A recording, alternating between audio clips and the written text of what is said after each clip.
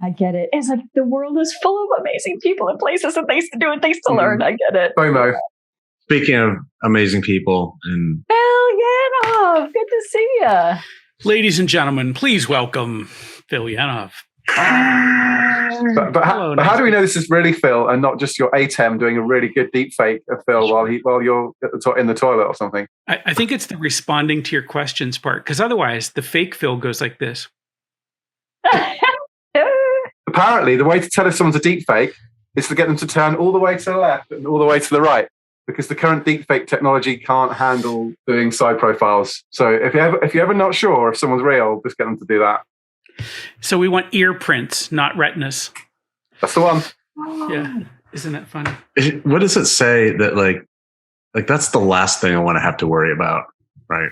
Whether someone's real or not. I know. That's the word. What's the word we're going into there, Chris? I refuse. I refuse to go into that world. As if we didn't have enough. I said the same thing about TikTok, and here we are. Speaking why aren't we on TikTok? Speaking of TikTok, yes. Yeah. We should be on TikTok. Come on, we're already in, where are we? Ecuador? Right? Fan base? Oh, I never put that up. Our number 12 ranking. Ecuador, we love you. We love you. Oh my God. That's so...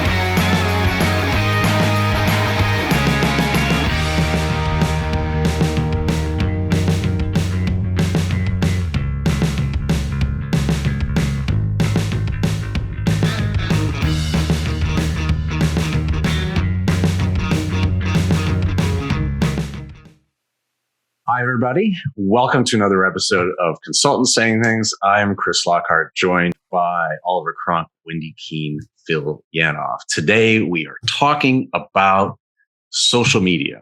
Obviously, it's part of our lives these days. It has been for quite some time. I think, as consultants or practitioners in the field, right, there's always this question of, how do I use these tools, both to sort of promote my brand, to network, to connect with people, to have conversations about interesting, insightful things.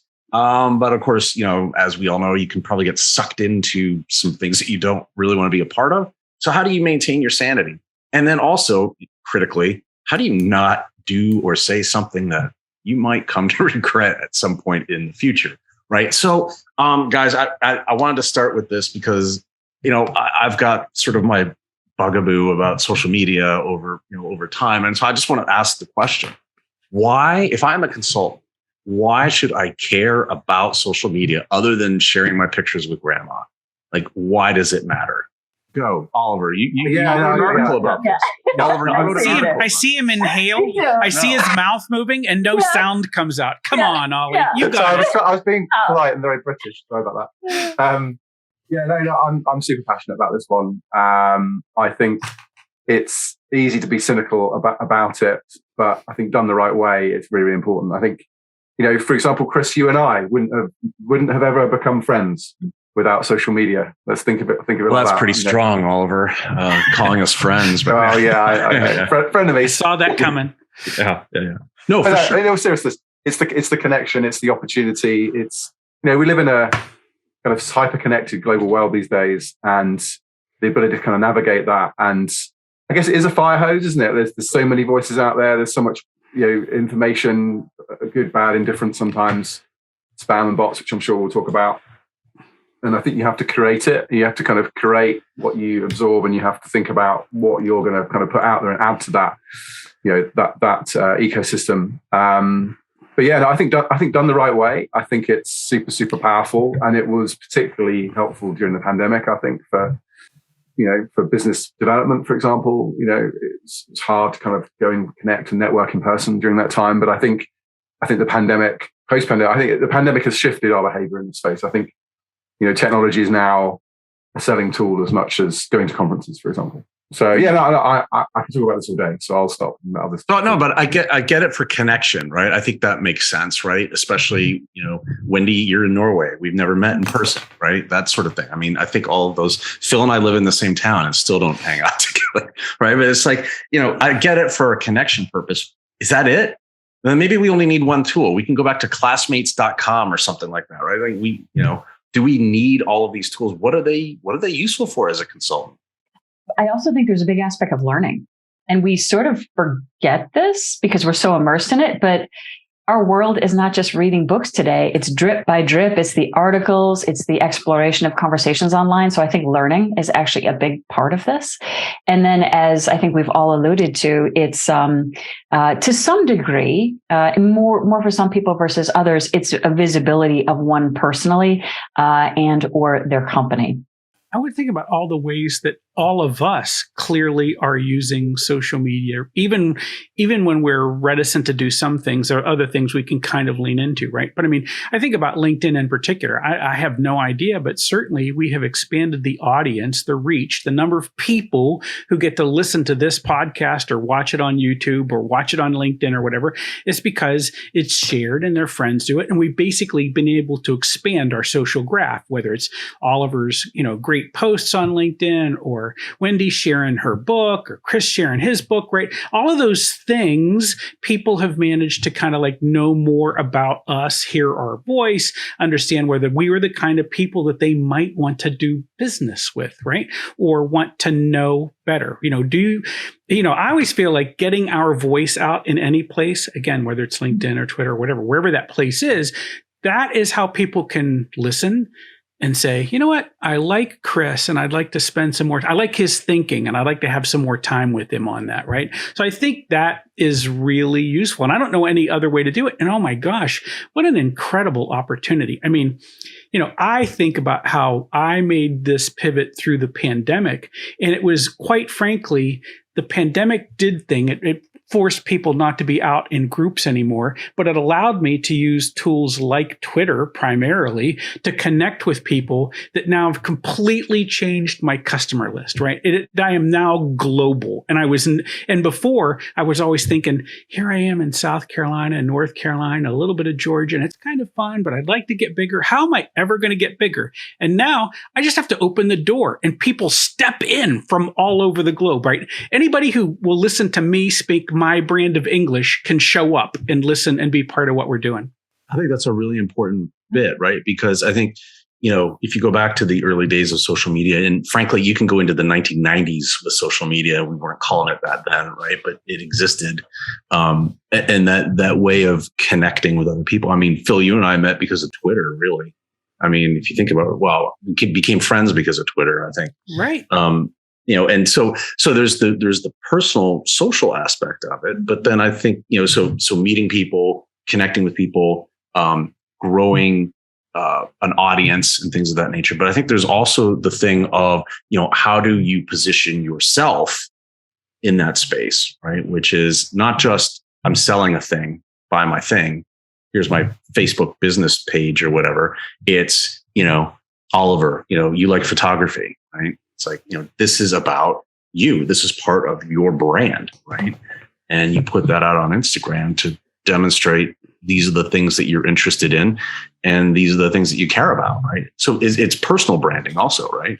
The thing around social media is we're human social beings. And so I think it's just trying to kind of think about what is it that will connect me with my tribe, as it were. But the tribe has expanded to, the globe, essentially, in many respects. And what's really interesting is these sort of micro niches of interest, which actually are possible now, because before you couldn't meet someone who would like to build an accordion out of Commodore 64s. But these days, thanks to the internet and YouTube, you're able to connect with, like-minded people that like hacking technology together and things like that. I mean, before you just wouldn't find these people. And so the interest groups and the kind of, the education piece that Wendy talked about is really interesting. But for me, it is all about sort of connecting over a common cause.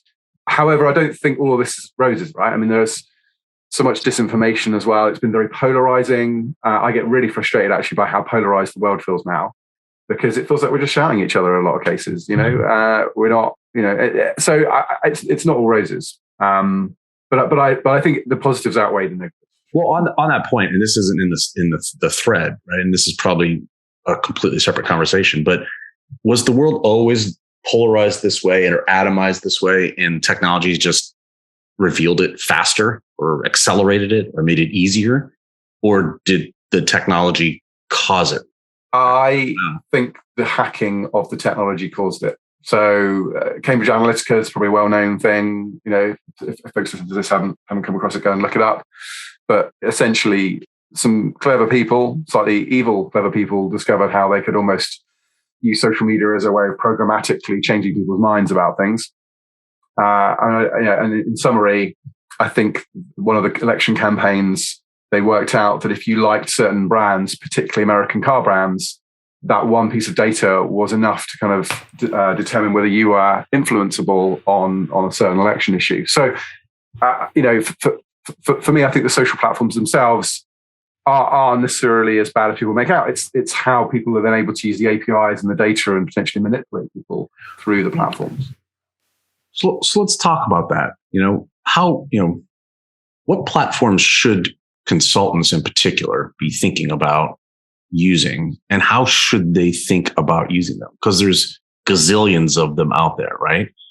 Is this about find your niche, find your audience, and then publish to it? Or is this try a whole bunch of different things all over the place until you find something? Or what? How do we? This is almost like, how do you find I have a kid that's starting to go to doing college visits and stuff like that, right? And so it's like, how do you find the right place for you? How do you find your tribe, right? So it's top of mind. No, I think that matters, right? I remember, when I would teach people how to do their own PR, I would ask them the question, what do you want to do? What would you like to have happen? If, what's a win look like for you in doing your own public relations? And they said, well, I would really like to get to be, I would like to have someone profile my business in a national paper or something like that. And I would say, let's imagine a bakery, for example. You're a bakery and you deliver goods in a 10-mile radius. Explain to me what the advantage is of having your name up in lights on this thing. And this is, of course, before we had social being able to cast its tendrils anywhere. And they would look and they'd realize, yeah, I'm not going to have anybody from Nebraska buying my stuff. So that probably isn't the right thing for me. And I say all that to say this, right? You can use TikTok. You can use Pinterest. There are tribes in each of those places. But I've got to believe that if you're listening to this podcast and a professional consultant, that the largest collection of high quality people has got to be LinkedIn. Am I wrong about that? Yeah, I absolutely agree with you, Phil. I think from a business and consulting perspective, I think LinkedIn has definitely proven to be that biggest collection, as you're saying. And then from there, it's perhaps trying different platforms and seeing how you like them, seeing if the tribe comes together. And of course, you need to show up differently in those platforms, right? So if I'm on Instagram, I am speaking and talking and communicating through photos in a little bit different way. Twitter, obviously 140 characters, right? A little bit different way. But it's interesting because we find different people in different places. So I think it's worth trying, but it's just important to know that you do have to adapt, right? How you speak to those different channels. And the thing is, I think some of them actually can deliver better than others, right? I'm thinking about, we ran an event a couple of months ago. We had one of the speakers had a post on Instagram.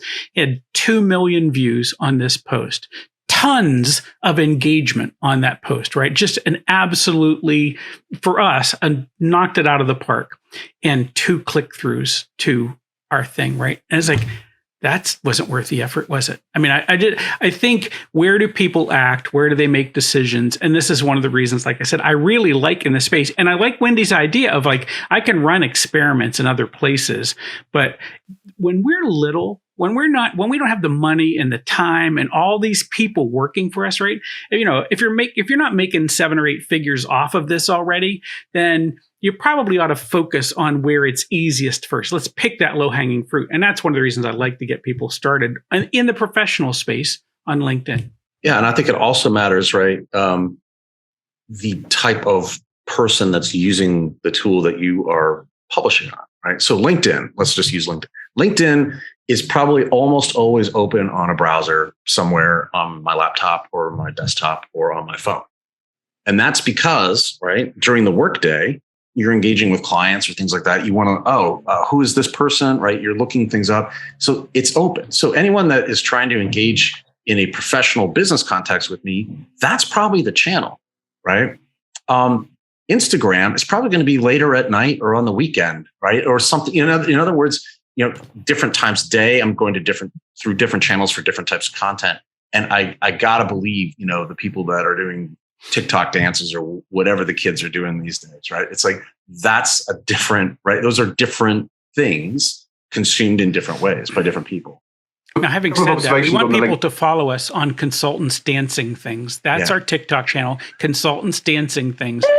Make sure you go check that out. Go ahead. Sorry. Now people will. We have to put something there. Yeah. We better go and sandbag that account. But I was just going to say a couple of observations on LinkedIn. One, I think the reason is that it's very much tied to your identity and your personal resume, CV. Your profile is very much there, which I think is a blessing and a curse sometimes. It perhaps sometimes stops people from saying how they really feel about things. Maybe that's a good thing if they're a bit extreme. But and the other thing is recently I discovered is how whilst the amount of engagement reduces at the weekend, the quality increases. And let me explain why. I think you're right, Chris, that most people do use it during the workday, maybe to look people up or ping them a message or whatever. But actually at the weekend, you find less salespeople there. And you find people genuinely wanting to talk about a detailed thing. So some of my connections who think quite deeply about, say, architecture or business transformation, what have you, post things on the weekend. And I thought I'd give it a go. So and actually the quality of the response I get at the weekend is very different to the week. Maybe because less people are posting at the weekend and therefore you see things. But that was really interesting for me. That's my big observation literally over the last couple of weeks is the weekend actually isn't a dead zone for LinkedIn. It's a different zone. So, okay. So let's talk about then some of these tools. So like Phil, I know you use Twitter for business purposes. And, right. And I know that's expanded sort of your ability to reach people, right? Is that the lone value proposition of a tool like Twitter, or are there other aspects to it that you are experiencing, right? That are like, I'm really glad I used it because I was able to do this, right? Instead of right. This. Yeah. I mean, and that's kind of like back to both your and Wendy's points that got made earlier, which is it's a learning tool as well. So it's a chance to dig into other people's thinking. But it certainly has allowed me to make credible connections with people who don't even live in the country I live in and start conversations and build, business relationships. I have people paying me to do what I do who live in other countries because I met them on Twitter, right? Or I said something and it's allowed us to expand. So, I do it because I like interesting people. And so I collect them in various groups on Twitter, and there's just different things I like to do. And so I kind of lean into that. So I follow those folks. And, you pointed out somewhere, and maybe this hasn't made it onto tape yet, but you pointed out in the pre-roll that, Twitter is much smaller, for example, than other platforms. But to me, that's not as big a deal. And I forget the bots and all the trolls and all that stuff. I don't deal with that bit. But there are some real thought leaders that I enjoy. I'm liked spending time with them, and we have those conversations on Twitter.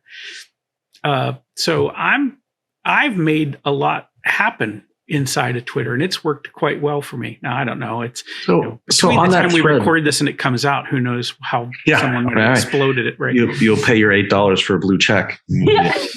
Here's a deal, by the way. Can I answer one thing? I'm already paying the $4. I pay for the Twitter Blue because it allows me to do a couple of things that I think are worth $4 a month for me. Well, this is where I was actually going to go, which was, how do you, because when Twitter first was created, I created 2 accounts back in 2009. Right? And one was like, I want to cultivate different tribes around these different IDs. Sure. And one of them just got like swamped with a bunch of crap that like, I just ended up like shutting it down. The other one persisted for a lot longer, but it gradually was just like overwhelmed by sales and like just crap that I didn't care about. In other words, it was like the equivalent of like my Gmail account, right? Just over time, it's just like 99% spam. So my question is, you mentioned paying for the service. How do you navigate separating the wheat from the chaff? How do you maintain your mental health on Twitter, right? Or any of these tools, right? How do you keep those things separate? Because if you're a consultant,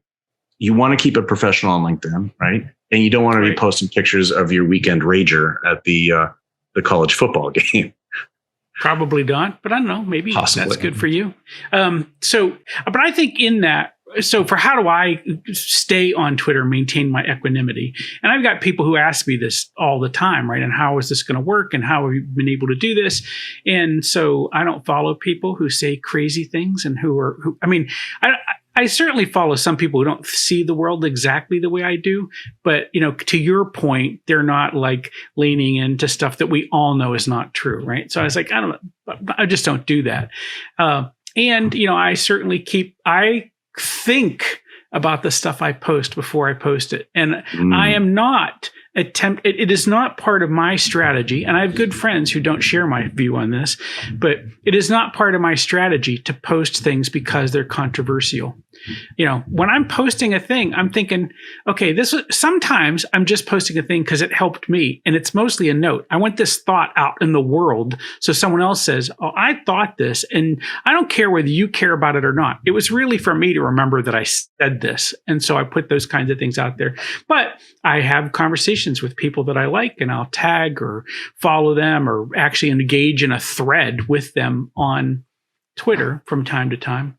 But the real trick to not going nuts is to not A, don't be too famous, and B, don't trying to curate the people you follow with folks that don't upset your equanimity, ataraxia. Wendy, how do you navigate keeping the crazy out of the use of social media? Either you're so, because all of us, you can get sucked into things, right? And it's like, well, damn it, I have got to say something about this thing here, right? And it's like, that is what gets you into trouble. Yeah. I have to say something about this. That is the thing that gets you into trouble. Yeah. I was listening closely, like, what's Phil's advice on this? Because I would love to hear it. And also, getting sucked into the endless scrolling on any of these things. So I would say a couple things. First, people that I do actually care about, I will directly go to their accounts or check their tweets or check their posts and things like that. So that's one point. But then I think the other two things are beliefs. One is, and I don't really voice this, but I am now, there are certain conversations I will not engage in on LinkedIn or Twitter. I will not engage in modeling battle. I mean, it is too nuanced. It is a race to the bottom. It will never come to agreement, particularly in a written format, trying to traverse all that. So So this framework versus that framework versus this model versus that model. This is the best way to think about this problem. No, it's this, right? Yeah. Yep. You will actually see me never weigh in on those. I don't have enough time in my life to do that. And it's not constructive. It's not the impact I'm going to make, right? I'm going to reference you now on every single one that I see. What do you think about this? Hey, Wendy, what do you think? I mean, isn't that a good way to get through this? To Wendy's point, right? I try not to make normative statements. You should anything. Is this the kind of thing that makes everybody crazy? So, I'll tell you, I borrowed this technique from an old Greek guy. I ask questions instead, and I'm willing to lead you to a state of uncertainty, right? Aporia in what you are doing. But I'm not going to tell you what you ought to do. I'm just, my kids do this all the time. They'll say something that I know is ridiculous. And rather than say it's ridiculous, I say, how did you come to believe that? And then they have to go back and think about that part of it. So I'm doing a little bit of epistemology kind of thing. But my thing is, I think that is kind of okay, is to say, I just want you to think about how you came to that idea. And maybe you'll keep it. Maybe it's great and you'll just carry that luggage with you everywhere you go. But maybe it's time to set it down. But you decide that. I'm not going to tell you what you ought to do. Well, but what that gets you to, right, is the thought process that makes you realize, oh, wait a second, that was just a feeling. That wasn't a thought, right? You know what I mean? right? It's like, I felt this. I felt I had to say this thing on this LinkedIn thread. Right. The reality is, we all do this, right? We Nobody all have cares. this thing. We have this immediate emotional impulse to do a thing, and to maintain our own state of, again, equanimity, right? We have to learn how to like ignore that. I always ask, will anyone either care that I've said this, or will I change anyone's mind by saying this? Yeah. Interesting. Or does the world need Chris Lockhart to say this? Or are plenty of other people are going to say it, right? There's 18 gazillion people that are going to say the same thing. I don't need to add to that because, right, it may come back to bite me at some point in the future, right? Especially when you get into some of these controversial type things, right? Like which kind of coffee is better, right? That sort of thing. Dunkin' Donuts. Oh, wait a second. I will tell you not to put ketchup on a hot dog. That's my only normative statement I allow myself. No ketchup on a hot dog. See, no one should eat a hot dog. Mostly, hot dog is a tube of, unused garbage meat left over from. See, this is how it goes. This is what. That's it. I'm out of here. Hot dogs and McRibs. Those are two subjects that no one wants to agree with me on. So whatever. Now I'm off YouTube now. That's it. That's it. No more TikTok for me. You were saying there was something. Sorry, I interrupted you. If social is making you ill, you need to find some other way to direct your attention. Yep. Agreed. I think you're tapping in here really to the fact that a lot of people aren't attuned to the fact these platforms are designed to play on your emotions. They're designed to be addictive. They're designed to give you a dopamine hit. These platforms are trying to get you to engage with them more and more and more, and suck out more of your time into these platforms. And I think it's being mindful of that, and therefore, both in the consumption and I suppose in the commenting and posting, you are being gamified and sort of recognizing the game that you're part of. But at the same time, I love what you were saying there, Phil, about being genuine and authentic. And I almost like what you're almost doing is almost doing like coaching through your social media posting and asking those questions that get people to think. And I try and do something similar. I try not to kind of spout from the from the sermon. I try not to kind of preach. I try to kind of like go, well, here's what I think, but what do you think? And I think trying to get people into genuine conversation is often what gets good traction. So if you can get engagement and comments on something in the first hour of posting something, particularly on LinkedIn, it'll generally kind of go up people's, it'll appear on more people's timelines than stuff that doesn't. So it's a balance, isn't it, between not being completely clickbaity, and overly salesy, overly show-offy, and irrelevant, quite frankly, because sometimes people post stuff that's just clearly out there to get likes or get engagement, and it's nothing really to do with their job or anything they really. You mean like a LinkedIn poll? Would you put that in? I try not to use them. I think someone will probably dig it out now and find one where I have done one, but I'm fairly sure I've never used one because I just hate them so much. Which kind of tree is best? It's like, yeah. Well, I mean, in case anybody is arguing with Ollie right now, right? I want to make his point completely clear in that you are being gamified to fight on this. It is a giant cockfight that's going on these platforms.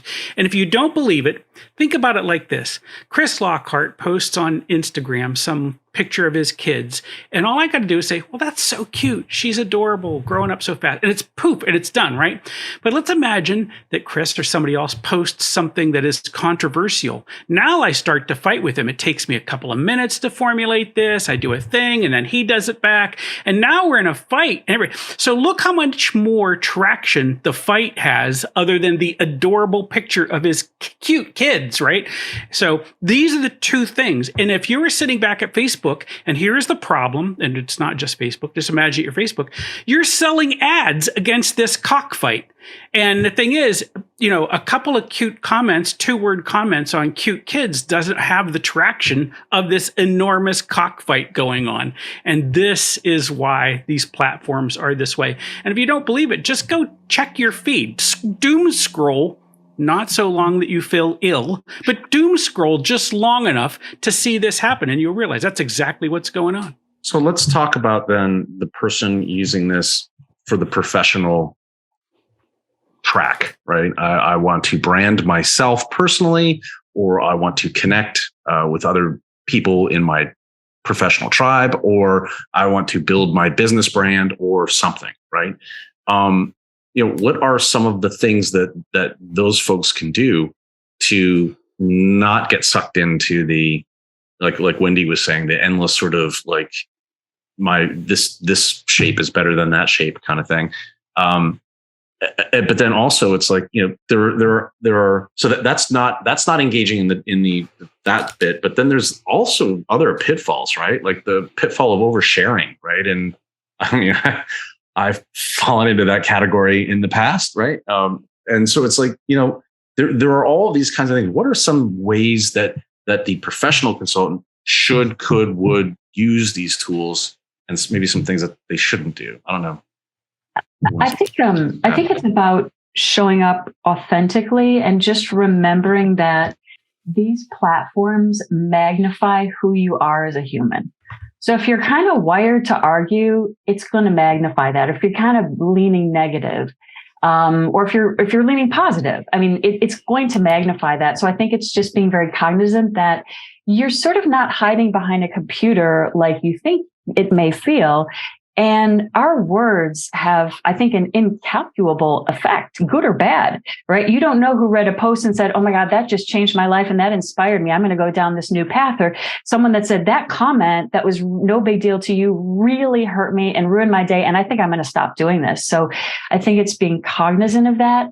I think also when we're showing up professionally, it's important to know that it's not just about, it's barely about that thing that you're selling or who you are selling. It's about creating dialogue. There's sort of, I think, an unwritten expectation that you're giving in some way, whether it's ideas or bringing people together, and just, knowing that product or service or that person you're trying to market is kind of all mixed up in that. But that's not your number one why. It feels like it has to be about something bigger.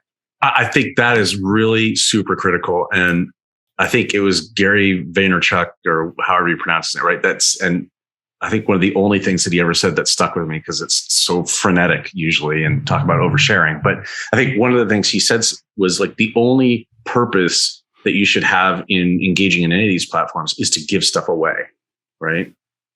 Because if you're doing it to get something, then you're going to fall into those traps of, I need to post 12 times a day. It's similar to conference speaking, right? I think good conference speakers share something of value with the audience. They don't do a sales pitch. And I think this is where people go wrong. They really irritate people by being very pitchy. I mean, let's use the example of someone who sends you a connection request. You look at them and you think, I don't know you, but maybe there's something useful sort of interaction we can have. And 9 times out of 10, when I accept people like that, what do I get? I get a sales pitch on Instagram. A bot message immediately. Yeah, I get like a sales pitch. It's like, no. Let's build a relationship first. It's kind of, and I think this genuine sort of piece about sharing something that's insightful or value, and it's about demand. So it's marketing terms. It's about demand generation rather than lead generation, right? I mean, maybe lead generation can come later, but what you're doing to start with is just raising awareness of the brand and perhaps of you or of your company. But doing that in a constructive, positive way, like what Wendy said, I think is vital. And by the way, to get a bit meta, Chris, as you all know, I've actually written on LinkedIn about some of my suggestions around do's and don'ts, based on when I was in Big Four world and speaking to consultants about, the fact they were scared about sharing. Because let's face it, big consulting firms have some pretty serious social media policies in many cases. Correct. You don't want to fall foul of them. So it's kind of like, how do you navigate this kind of corporate policy versus personal freedom and personal, messaging is a tricky one. So there's an article that I wrote a few years ago that hopefully shines a bit of a helpful light on some of these topics. So we'll definitely have the link to that article because it was a good one. And yeah, I think when we were talking about ethics, right? I think there are some of those that are just bright red lines, right? That companies set. Do not talk about the stock of a company that you are doing accounting for, right? Or whatever, right? There's those kinds of bright red lines. And then there are these other ones where it's like, and you see this on LinkedIn, is it okay to put a post out there rooting for my favorite cricket team in the was it World Cup, whatever it's called, right? Because, you see, it seems innocent. Right. I want to share my love and appreciation of the Indian cricket team. And then it's just like the hatred rolls in, right? And then you get into like this kind of thing. And maybe it's not about sports, maybe it's about whatever, or maybe it's about models, right? Or frameworks. And we've all seen that sort of thing. So I'll give you another real example though. It's clients or prospects. So in cybersecurity, there's an example of people sharing when perhaps people have been hacked or had a data breach. And I'd have to call out so many salespeople saying, stop, delete that message. Because you calling out that company has had a data breach and yes, they should buy our software is just not the way to talk on this platform at all, let alone, let alone calling people out like that. So I think, and in consulting days, I posted something quite innocently, I think about Uber, and I didn't know that Uber were a client. And me posting the article, the news story about Uber wasn't the problem. It was the fact that then someone else at my consulting firm started to write a comment about what they were doing.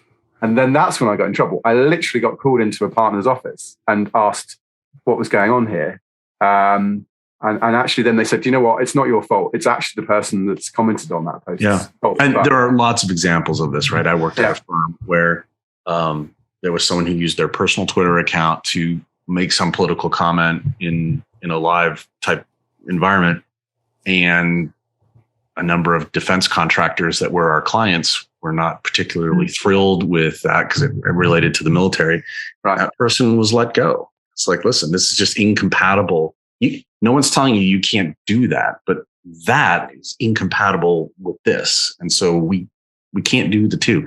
And we could go down that path. I'm sure we all have lots of examples of that. But so when we talk about then, like what's appropriate, what's permissible, right? There's all that sort of stuff. What are some tips for good sharing? What's good sharing look like if you're trying to build a personal brand? Wendy, I think you probably do this the best out of all of us, frankly. Well, personal content, actual original content that you've built. I think that's good. And obviously you get lots of feedback and lots of dialogue, but I also think posting could be other articles or pointing to other things.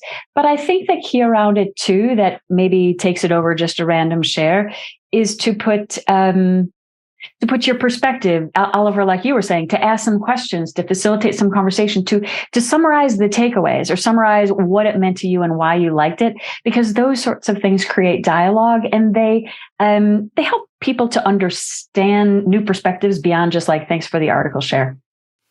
I think you're bang on there, Wendy. And the other thing I heard recently is that most people don't read the article, right?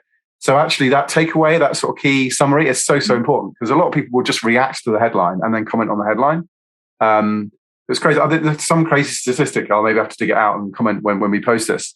It is a crazy low number that people actually go through and read. And even if they do open the link, like a lot of people just literally skim read some of it. So for a lot of me for this is kind of being really succinct, concise, and like getting your point across in a really clear way because people aren't going to read past the fold.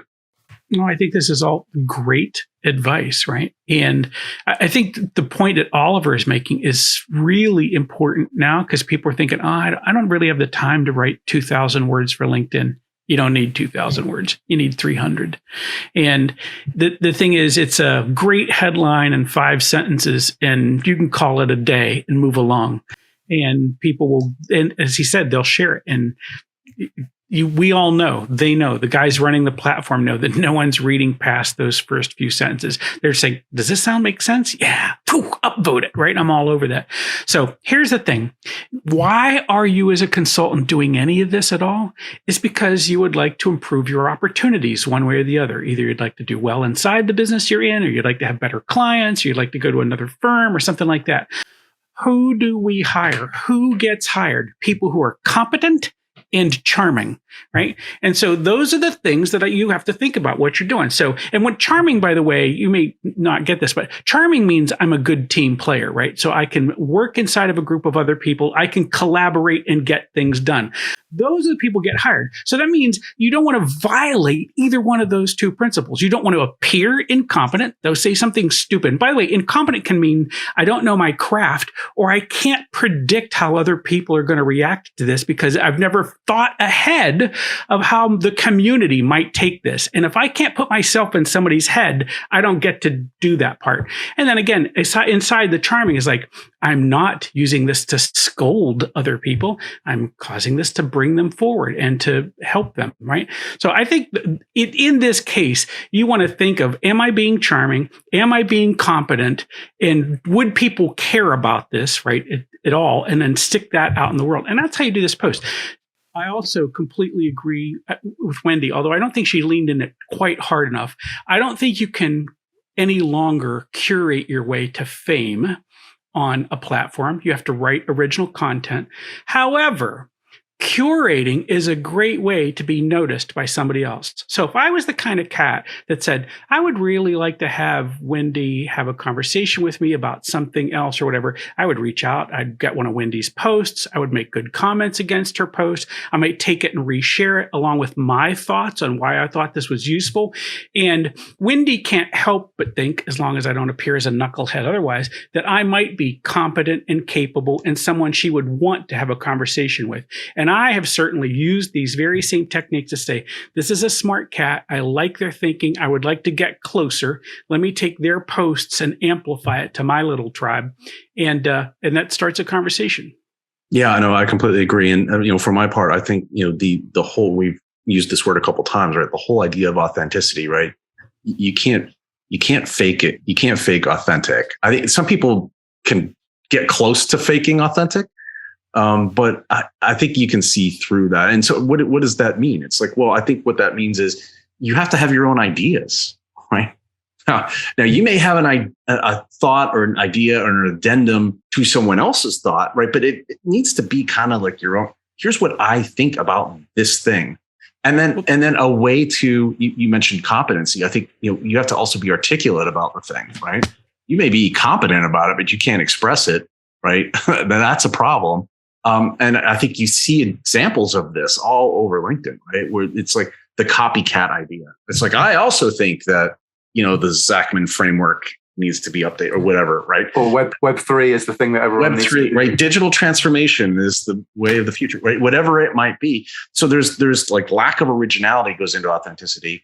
But I think you can be authentic and talk about someone else's idea as long as you're adding your own perspective to it, right? Wendy, that's what you pointed out, because that brings your experience and your knowledge and who you are to somebody else's topic. So I think that for me is something that, I try to do sometimes.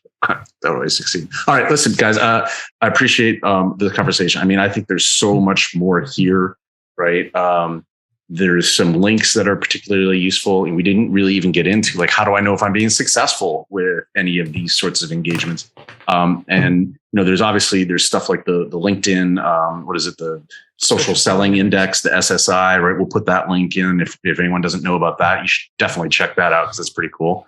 But there's all kinds of different tools to measure success of how I'm doing against that. I think that's an entirely different conversation. And oh, by the way, if we were just talking about like LinkedIn specifically, there's probably an entire episode where we could, like we did with mental health, where we just riffed for an hour and then we talked to people who actually knew something about it and were certified.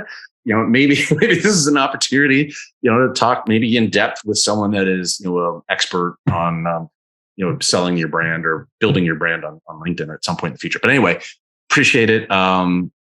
Phil Yanoff, Wendy Keene, Oliver Cron. Thank you so much. I'm Chris Lockhart. Thank you, everybody. We will see everyone next time.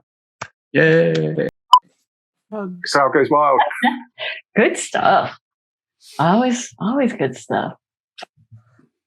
That was great. I want to talk more about this Commodore accordion.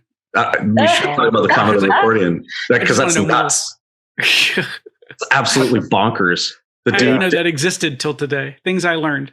Right, I watched it and I was like, "This is really cool," but why? Because it's really cool.